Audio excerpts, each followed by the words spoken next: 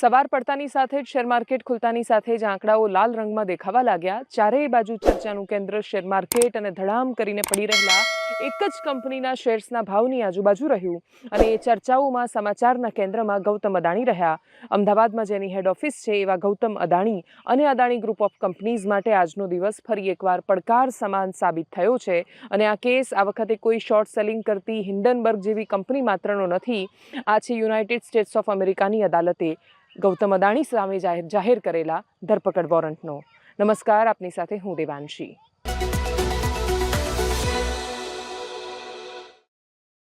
વિષય શું છે? ગૌતમ અદાણી પર યુનાઇટેડ સ્ટેટ્સ ઓફ અમેરિકા એટલે કે અમેરિકાના ન્યુયોર્ક સ્થિત અદાલતે એવો એક 24 ઓક્ટોબર 2024 જે કેસ દાખલ થયો હતો અને એમણે અરેસ્ટ વોરંટ ઇસ્યુ કરીને એમણે એ જાહેર કરીને એવો આરોપ લગાવ્યો છે કે અમેરિકાના ઇન્વેસ્ટર પાસેથી ઉઘરાવેલા પૈસા એમાંથી 2200 કરોડ રૂપિયા જેટલી લાંચ એમણે ભારતની અલગ અલગ સરકારો અને અધિકારીઓને લાંચ આપવા માટે, રિશ્વત આપવા માટે વાપર્યા.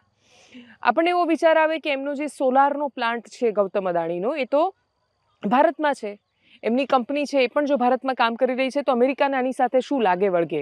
અને અમેરિકા જો આ રીતે આપણા દેશના કોઈ ઉદ્યોગપતિની સામે અરેસ્ટ વોરંટ જાહેર કરે તો શું એ આપણી સોવરેનિટી સામે, આપણા સાર્વભૌમત્વ સામે સવાલ નથી કરતા?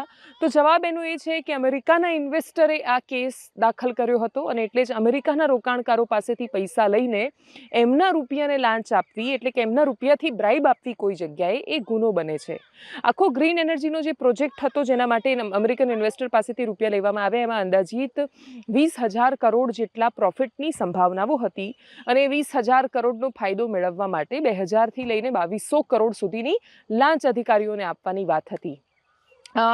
અમેરિકાનું નાણું હતું, અમેરિકાના લોકોના પૈસા હતા, ત્યાંના ઇન્વેસ્ટર હતા, એટલે ત્યાંની અદાલતમાં આ કેસ દાખલ થયો અને પછી ત્યાંની અદાલતે આ જવાબ આપ્યો છે. આ મામલો સામે આવતાની સાથે જ તરત જ એક પ્રેસ નોટ આવે છે અને જેમાં લખેલું હોય છે, મીડિયાને માટે અગત્યનું, આજે જ રાહુલ ગાંધી એક પત્રકાર પરિષદ સંબોધવાના છે. વિષય નહોતો લખ્યો તો પણ બધાને ખબર હતી કે એ વિષય ગૌતમ અદાણી અને પ્રધાનમંત્રી નરેન્દ્ર મોદીની ઘનિષ્ઠ મિત્રતાને લઈને હશે. થયું પણ કંઈક એવું જ. રાહુલ ગાંધીએ ચાબખા માર્યા, ખૂબ પ્રહારો કર્યા. એ પ્રેસ કોન્ફરન્સ પૂરી થાય ત્યાં સુધીમાં જ અદાણી ગ્રુપ ઓફ કંપનીઝ તરફથી એક સ્ટેટમેન્ટ જાહેર કરવામાં આવ્યું, જેમાં એમણે કહ્યું કે એમણે પોતાના પર લાગેલા જે આરોપો છે એને નકાર્યા છે. એમણે કહ્યું છે કે અમેરિકાનો જ કાયદો કહે છે કે જ્યાં સુધી આરોપો સિદ્ધ નથી થતા ત્યાં સુધી કોઈ પણ વ્યક્તિ છે એને નિર્દોષ માનવો એ અમેરિકાનું જ બંધારણ કહી રહ્યું છે. અને એટલે જ આગળ અમે જવાબ આપીશું કોર્ટમાં અને બાકીના બધા જે આરોપો અને ચર્ચાઓ છે એને તથ્યવિહીન અને પાયાવિહીન એમણે જણાવી છે. એકદમ સ્વાભાવિક રીતે કોઈ પણ કોર્પોરેટ્સ જે રીતે જવાબ આપે એવો જવાબ ગૌતમ અદાણી તરફથી આપવામાં આવ્યો હતો. એમના સ્પોક પર્સને પ્રેસ નોટ જાહેર કરી હતી.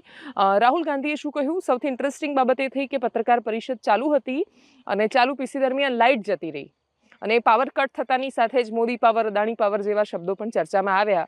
શું થયું પત્રકાર પરિષદમાં? શું કહ્યું રાહુલ ગાંધીએ? સાંભળીએ. नरेंद्र मोदी जी ने एक नारा दिया, एक हैं तो सेफ हैं. इंडिया में अदानी जी और मोदी एक हैं तो सेफ हैं. हिंदुस्तान में अदानी जी का कुछ नहीं किया जा सकता. चीफ मिनिस्टर 10-15 करोड़ के लिए अंदर चले जाते हैं और अदानी जी 2000 करोड़ रुपए का स्कैम करते हैं और वो बाहर घूम रहे हैं. कारण है कि प्रधानमंत्री उनको प्रोटेक्ट कर रहे हैं. अमेरिका में अब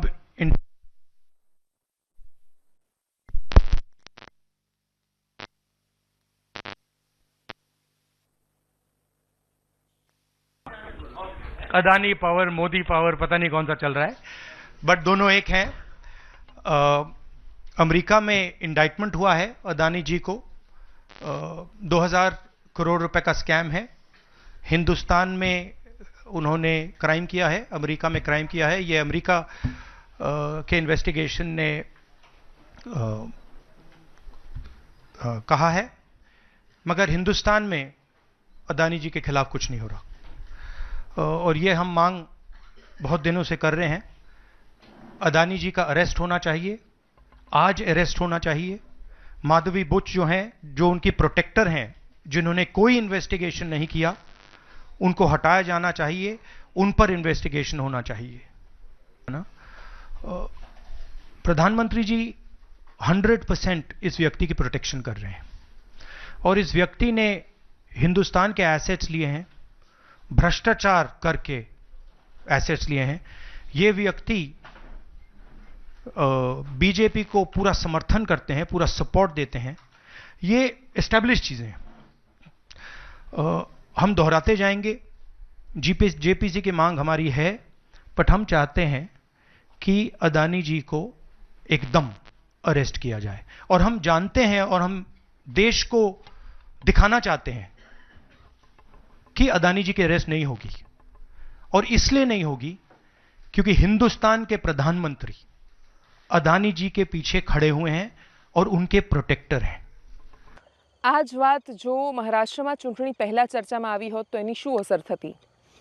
પોલ પર કે પરિણામ પર એની શું અસર થશે એ ખબર નથી. ચૂંટણી પૂરી થઈ ગઈ છે, એક દિવસ પછી પરિણામ આવી જવાના છે. સુપ્રિયા સુલે સહિતના નેતાઓ પર પણ જે બિટકોઇનમાં એ લોકો પૈસાની વાતો કરે છે એવા આરોપ લાગ્યા હતા.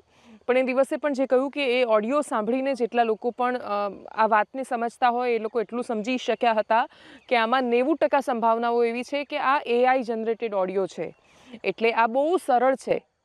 મારા મોઢે મારા જ શબ્દોમાં હું ન બોલી હોય એ રીતે પણ તમે મારા એક્ઝેક્ટ અવાજમાં અને મારા જ ચહેરા સાથે તમે ઘણું બધું બોલાવી શકો છો. અને આપણે ડીપ ફેક કહીએ છીએ અને એઆઈનો ખતરો તો છે, પણ એઆઈનો આવી રીતે પોલિટિકલ ઉપયોગ થશે એ કદાચ ગુજરાતમાં અને ભારતમાં આપણે કોઈએ નહોતું વિચાર્યું કે આટલા જલ્દી એનો ઉપયોગ થવા માંડશે, પણ મહારાષ્ટ્રની ચૂંટણીમાં થયો છે.